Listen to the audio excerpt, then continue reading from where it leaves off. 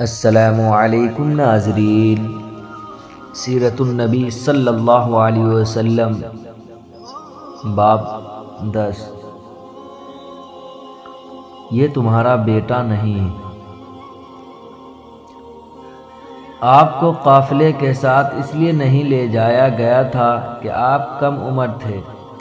آپ وہیں درخت کے نیچے بیٹھ گئے۔ ادھر بحیرہ نے لوگوں کو دیکھا اور ان میں سے کسی میں اسے وہ صفت نظر نہ آئی جو آخری نبی کے بارے میں اسے معلوم تھی، نہ ان میں سے کسی پر وہ بدلی نظر آئی، بلکہ اس نے عجیب بات دیکھی کہ وہ بدلی وہی پڑاؤ کی جگہ پر ہی رہ گئی تھی۔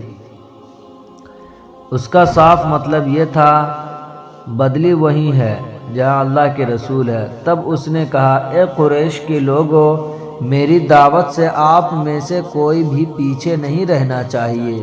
اس پر قریش نے کہا، اے بحیرہ، جن لوگوں کو آپ کی اس دعوت میں لانا ضروری تھا ان میں سے تو کوئی رہا نہیں، ہاں ایک لڑکا رہ گیا ہے جو سب سے کم عمر ہے۔ بحیرہ بولا، تب پھر مہربانی فرما کر اسے بھی بلا لیں۔ یہ کس قدر بری بات ہے کہ آپ سب آئیں اور آپ میں سے ایک رہ جائے، اور میں نے اسے اب آپ لوگوں کے ساتھ دیکھا تھا۔ تب ایک شخص گیا اور آپ کو ساتھ لے کر بحیرہ کی طرف روانہ ہوا۔ اس وقت وہ بدلی آپ کے ساتھ چلی اور تمام راستے اس نے آپ پر سایہ کیے رکھا۔ بحیرہ نے یہ منظر صاف دیکھا۔ وہ اب آپ کو اور زیادہ غور سے دیکھ رہا تھا اور آپ کے جسم مبارک میں وہ علامات تلاش کر رہا تھا جو ان کی کتب میں درج تھی۔ جب لوگ کھانا کھا چکے اور ادھر ادھر ہو گئے، تب بحیرہ آپ کے پاس آیا اور بولا، میں لات اور عزیٰ کے نام پر آپ سے چند باتیں پوچھنا چاہتا ہوں، جو میں پوچھوں آپ مجھے بتائیں۔ اس کی بات سن کر آپ نے فرمایا، لات اور عزیٰ بتوں کے نام پر مجھ سے کچھ نہ پوچھو، اللہ کی قسم مجھے سب سے زیادہ نفرت انہی سے ہے۔ اب بحیرہ بولا، اچھا تو پھر اللہ کے نام پر بتائیں جو میں پوچھنا چاہتا ہوں۔ تو آپ نے فرمایا، پوچھو کیا پوچھنا ہے۔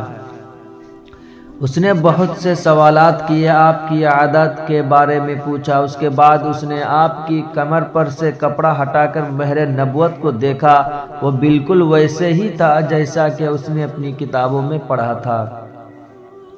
اس نے فوراً مہر نبوت کی جگہ کو بوسہ دیا۔ قریش کے لوگ یہ سب دیکھ رہے تھے اور حیران ہو رہے تھے۔ آخر لوگ کہیں بغیر نہ رہ سکے، یہ راہی محمد صلی اللہ علیہ وسلم میں بہت دلچسپی لے رہا ہے، شاید اس کے نزدیک ان کا مرتبہ بہت بلند ہے۔ ادھر نبی کریم صلی اللہ علیہ وسلم سے بات چیت کرنے کے بعد بحیرہ ابو طالب کی طرف آیا اور بولا، یہ لڑکا تمہارا کیا لگتا ہے؟ ابو طالب نے کہا، یہ میرا بیٹا ہے۔ اس پر بحیرہ نے کہا، نہیں، یہ تمہارا بیٹا نہیں ہو سکتا، یہ نہیں ہو سکتا کہ اس کا باپ زندہ ہے۔ ابو طالب کو یہ سن حیرت ہوئی۔ پھر انہوں نے کہا، دراصل یہ میرے بھائی کا بیٹا ہے۔ ان کا باپ کہاں ہے؟ وہ فوت ہو چکا ہے۔ اس کا انتقال اس وقت ہو گیا تھا جب یہ ابھی پیدا نہیں ہوئے تھے۔ یہ سن کر بحیرہ بول اٹھا، ہاں یہ بات صحیح ہے، اور ان کی والدہ کا کیا ہوا؟ ان کا ابھی تھوڑے عرصہ ہی پہلے انتقال ہوا ہے۔ یہ سنتے ہی بحیرہ نے کہا، بالکل ٹھیک کہا، اب تم یوں کرو کہ اپنے بھتیجے کو واپس وطن لے جاؤ، یہودیوں سے ان کی پوری طرح حفاظت کرو۔ اگر انہوں نے انہیں دیکھ لیا اور ان میں وہ نشانیاں دیکھ لی جو میں نے دیکھی ہے تو وہ انہیں قتل کرنے کی کوشش کریں گے۔ تمہارا یہ بھتیجا نبی ہے، اس کی بہت شان ہے، ان کی شان کے بارے میں ہم اپنی کتابوں میں بھی لکھا ہوا پاتے ہیں، اور ہم نے اپنے باپ داداؤں سے بھی بہت کچھ سن رکھا ہے۔ میں نے یہ نصیحت کر کے اپنے فرض پورا کر دیا، اور انہیں واپس لے جانا تمہاری ذمہ داری ہے۔ ابو طالب بحیرہ کی باتیں سن کر خوف زدہ ہو گئے، آپ کو لے کر مکہ واپس آ گئے۔ اس واقعے کے وقت آپ کی عمر 9 سال تھی۔ اس عمر کے لڑکے عام طور پر کھیل کود میں ضرور حصہ لیتے ہیں، ان کھیلوں میں خراب اور گندے کھیل بھی ہوتے ہیں۔ اللہ تعالیٰ نے آپ کو اس سلسلے میں بھی بالکل محفوظ رکھا۔ جاہلیت کے زمانے میں عرب جن برائیوں میں جکڑے ہوئے تھے، ان برائیوں سے بھی اللہ تعالیٰ نے آپ کی حفاظت فرمائی۔ ایک واقعہ آپ نے خود بیان فرمایا، ایک قریشی لڑکا مکہ کے بالائی حصہ میں اپنی بکریاں لے لیے میرے ساتھ تھا۔ میں نے اس سے کہا تم ذرا میری بکریوں کا دھیان رکھو تاکہ میں قصہ گوئی کی مجلس میں شریک ہو سکوں، وہاں سب لڑکے جاتے ہیں۔ اس لڑکے نے کہا اچھا۔ اس کے بعد میں روانہ ہوا۔ میں مکہ کے ایک مکان میں داخل ہوا تو مجھے گانے اور باجے کی آواز سنائی دی۔ میں نے لوگوں سے پوچھا یہ کیا ہو رہا ہے؟ مجھے بتایا گیا کہ ایک قریشی کے فلاں شخص کی بیٹی سے شادی ہو رہی ہے۔ میں نے اس طرف توجہ دی ہی تھی کہ میری آنکھیں نیند سے جھکنے لگی تاکہ میں سو گیا، یہاں تک کہ میں سو گیا۔ پھر آنکھ اس وقت کھلی جب دھوپ مجھ پر پڑی۔ آپ واپس اس لڑکے کے پاس پہنچے تو اس نے پوچھا تم نے وہاں جا کر کیا کیا؟ میں نے اسے واقعہ سنا دیا۔ دوسری رات پھر ایسا ہی ہوا۔ مطلب یہ کہ قریش کے لغو مجلسوں سے اللہ تعالیٰ نے آپ کو محفوظ رکھا۔ قریش کے ایک بت کا نام بوانا تھا۔ قریش ہر سال اس کے پاس حاضر دیا کرتے تھے، اس کے بے حد عزت کرتے تھے، اس کے پاس قربانی کا جانور ذبح کرتے، سر منڈاتے، سارا دن اس کے پاس اعتکاف کرتے۔ ابو طالب بھی اپنی قوم کے ساتھ اس بت کے پاس حاضری دیتے۔ اس موقع کو قریش عید کی طرح مناتے تھے۔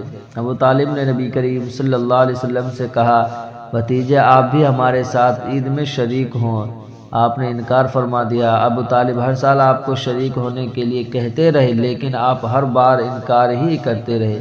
آخر ایک بار ابو طالب کو غصہ آ گیا۔ آپ کی پھوپھیوں کو بھی آپ پر بے تحاشا غصہ آیا۔ وہ آپ سے بولے تم ہمارے معبودوں سے اس طرح بچتے ہو اور پرہیز کرتے ہو، ہمیں ڈر ہے کہ تمہیں کوئی نقصان نہ پہنچے۔ انہوں نے یہ بھی کہا محمد آخر تم عید میں کیوں شریک نہیں ہوتے؟ ان کی باتوں سے تنگ آ کر آپ ان کے پاس سے اٹھ کر کہیں دور چلے گئے۔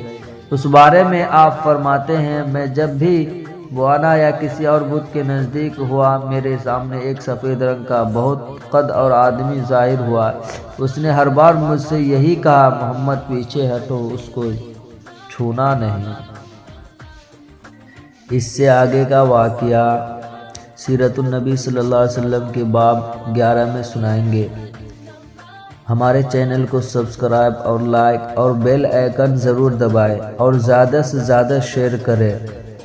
السلام علیکم ناظرین۔